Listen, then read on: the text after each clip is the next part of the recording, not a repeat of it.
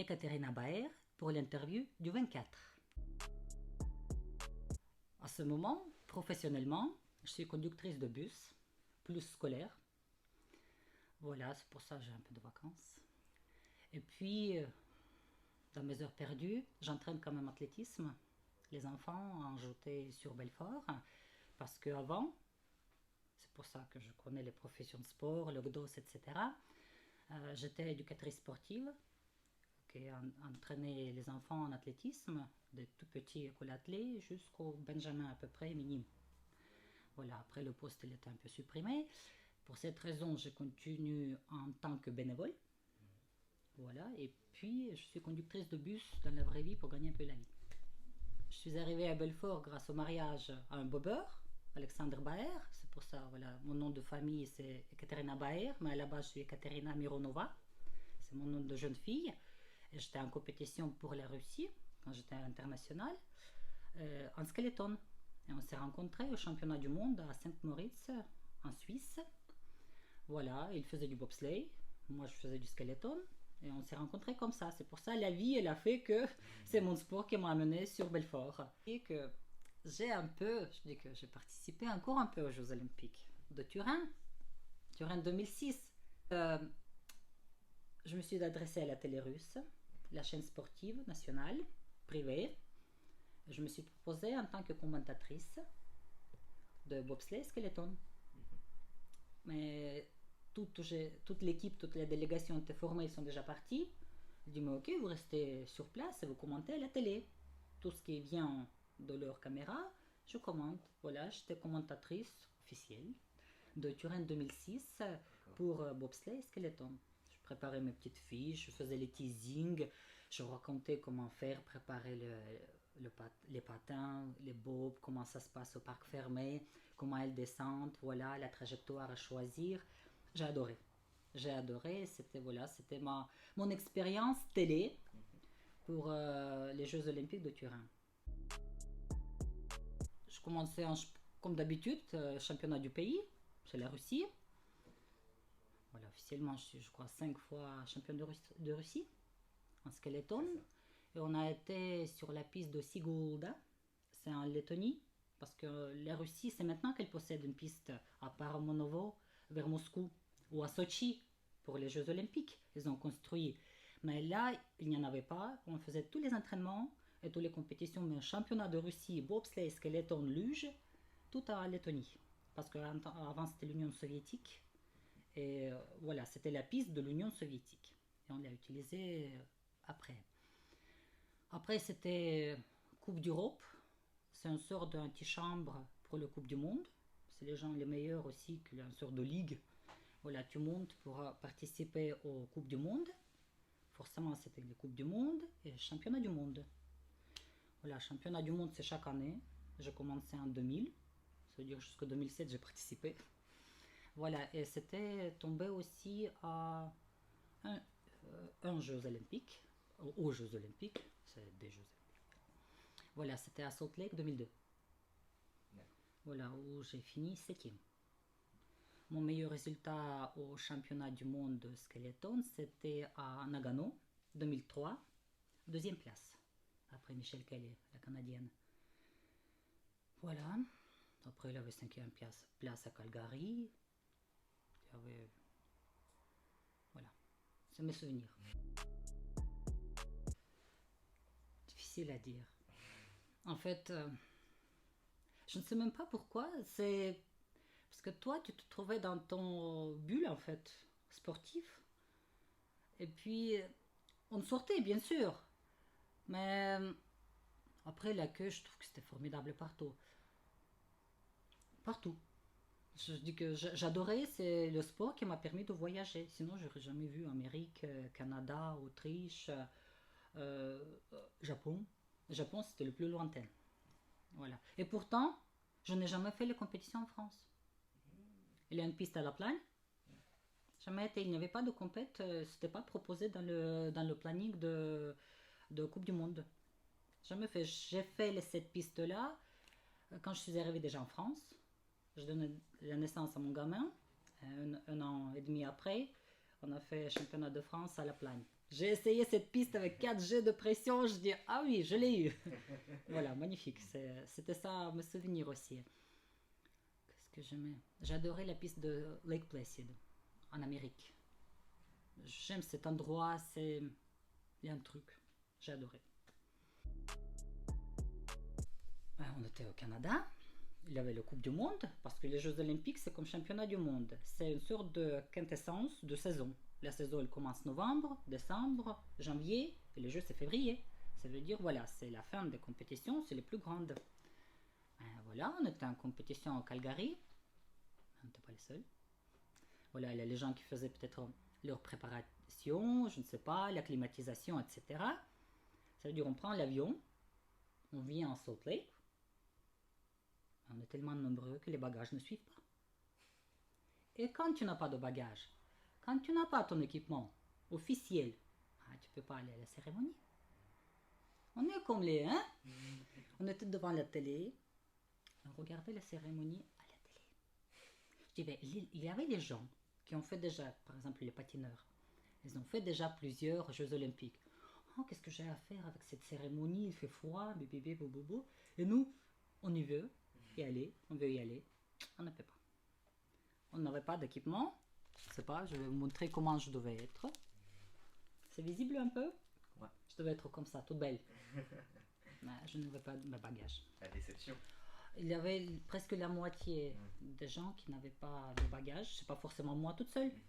C'est les avions qui étaient surchargés un peu. Et puis voilà. Pour cette raison, j'ai raté quand même un épisode. Ça m'a touché, mais après, les jeux, c'est les jeux. Je dis, pour moi, finalement, c'était les compètes comme les autres.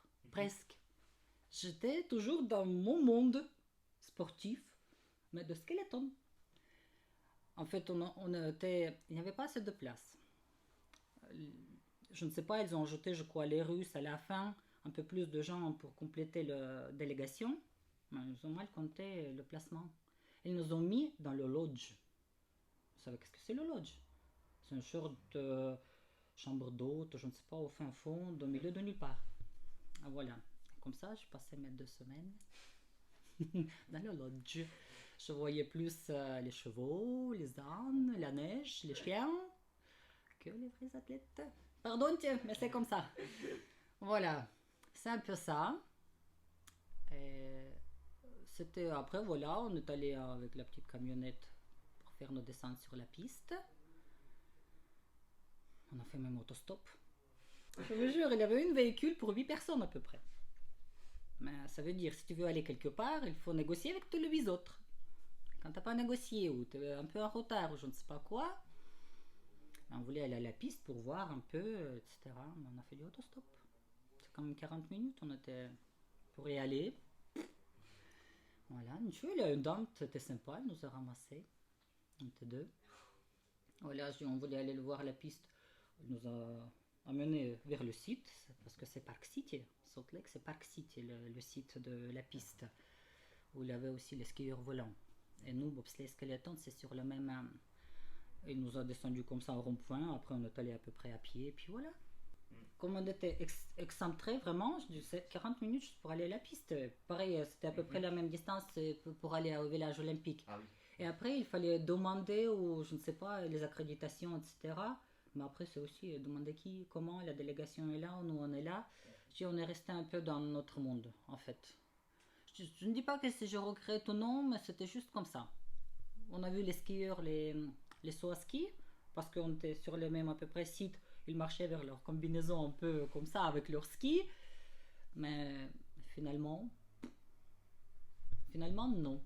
Pardon, là, je peux pas vous dire. Même pas. En Russie. En Russie. Ah. Si t'es pas médaillé, D'accord. tu fais pas la cérémonie de fermeture.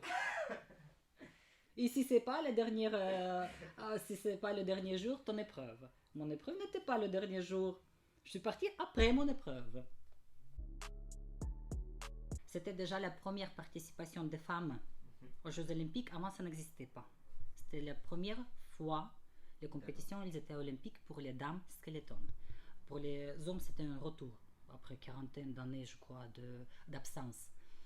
Voilà. Et pour nous, c'était toute la première fois. Il avait une très très stricte sélection avant. La saison avant, il faisait que 10 nations. Ça veut dire chaque nation, il avait une fille. Et les 3 premières nations, il avait 2 demoiselles. Ça veut dire on était 13. Voilà, tu ne peux pas faire mieux. Voilà, c'est pour ça c'était une très stricte sélection avec peu de gens. Chez les garçons, c'était un peu plus parce qu'ils sont plus nombreux. Je ne sais pas, c'était toujours comme ça. Parce que ça a beaucoup popularisé. Ouais. Les gens, ils sont venus. Je dis que nous, maintenant, qui ont commencé ces jeux-là, et même le Skeleton lui-même, on est déjà les dinosaures. Il y avait, après, nous, on peut dire, quand ça a commencé à être olympique, parce qu'en Russie, dès que c'est olympique, il y a l'investissement et toute une planification des compétitions, des sélections, etc., même financière. Tout est mis en place pour présenter le pays. C'est le prestige. Le prestige du pays, présenter la Russie aux Jeux Olympiques. Et pareil pour les autres pays. Et de plus en plus, on devenait athlète pour participer au skeleton. Avant, le skeleton, c'était presque amusement parce qu'il n'y avait pas de cette point culminant comme Jeux Olympiques. Et après, cela est devenu vraiment très compétitif et très athlétique. Parce que moi, quand je suis venue en skeleton, j'ai battu tous les records de piste de départ. Parce que à la base, je suis sprinteuse. Athlétisme, c'est mon sport de cœur, de, de, de début, de passion, de base en fait. De base et de... Voilà. Et puis, j'étais rapide. Ça veut dire que je prends un peu plus d'élan sur la piste et après je descends. Après, la technique de descente, c'est une autre chose. Il y avait les demoiselles qui étaient moins bons que moi en départ, mais ils rassemblaient ou avec les éléments techniques ou avec leur conduite sur la piste, la descente. Ils faisaient mieux que moi, forcément. Voilà, on s'équilibrait d'une certaine manière. Et après, je dis, plus on avançait après ces Jeux 2002, il y avait beaucoup plus de filles aussi qui travaillaient leur départ, qui commençaient à en faire de muscu, je ne sais pas quoi, vraiment s'investir plus dans le sport lui-même. Vraiment, quelqu'un qui me pâte toujours, c'est Martin Fourcade. Un bonhomme, quoi. Durer tellement longtemps à un tel niveau, quel travail, quel mental, épatant. Épatant. Mais Usain Bolt, oui. Mais Usain Bolt, c'est rigolo, je le place tellement beau avec Kylian Mbappé. D'accord. J'ai acheté les billets à Sochaux, PSG, juste pour voir Mbappé courir. Parce que c'est beau. Quand il accélère, il accélère. Ah ouais, ça va très, il très accélère. vite. Je dis que c'est mon cœur athlétique qui parle. Je dis, quelle beauté de geste. Je vous montre un livre. Pas de souci. En fait, c'est le livre Comment faire pour un petit service sympathique qui est en vente au Comité olympique international à Lausanne. Et il y a un article, en fait, il est consacré tout à Salt Lake 2002, tous les Jeux olympiques de Salt Lake City. Il y a aussi un grand... À chaque sport, il y a un truc, mais il y a aussi quelques pages qui sont consacrées au skeleton.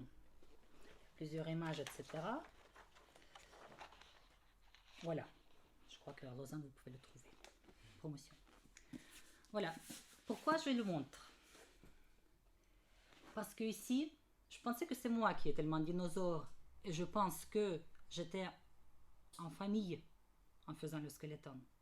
Mais ce livre-là, article, quand on l'ouvre, qu'est-ce qu'il parle de skeleton?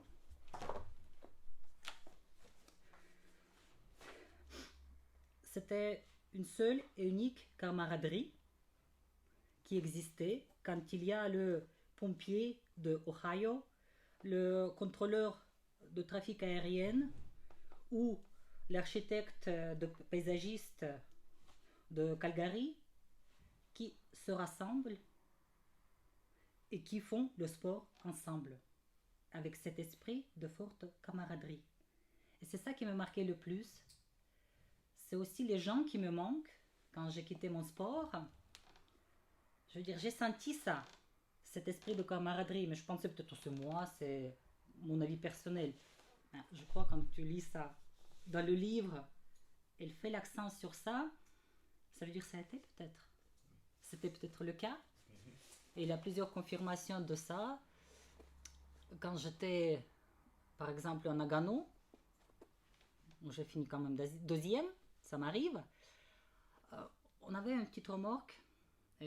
Vous verrez tout à l'heure le skeleton, quand on vous le présente, il pèse quand même plus que 30 kilos. En plus, tu portes à peu près le sac à dos de 10 kilos sur toi.